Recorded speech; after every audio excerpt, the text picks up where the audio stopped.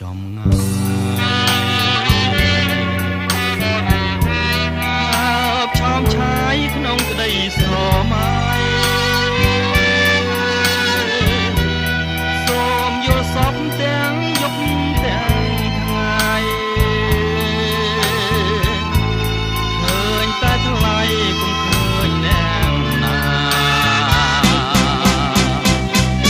សូមសារភាពក្រាបដល់ធ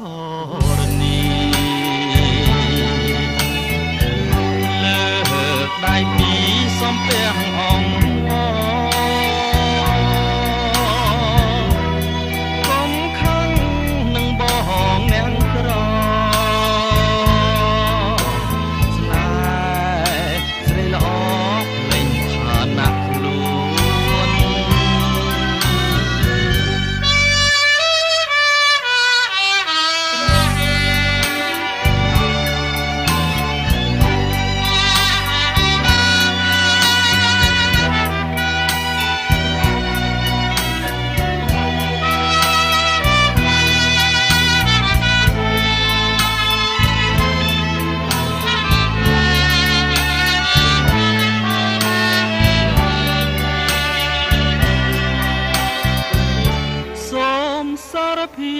សារភាព